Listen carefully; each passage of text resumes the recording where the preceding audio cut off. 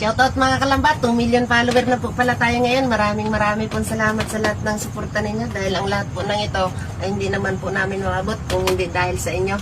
At doon pala po sa lahat ng mga nagatanong sa akin kung bakit daw po 2 million na yung follower namin, wala pa rin daw pong pagbabago yung buhay, ganito pa rin. Sa totoo lang po, bago ako dito na monetize, 1 million na po higit yung follower ko. At nung ako naman po ay na-monetize dito, wala naman po akong mga requirements na yan.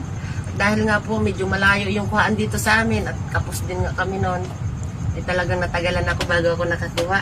At nung ako po ay nakakuha naman ng mga requirements na yan, sa tulong din po ng mga vlogger dito sa amin, ayun po, na-sit up na nga. Nung naka-sit up na po, naghintay rin ako ng mga ilang buwan dahil po process din yung aming sahod.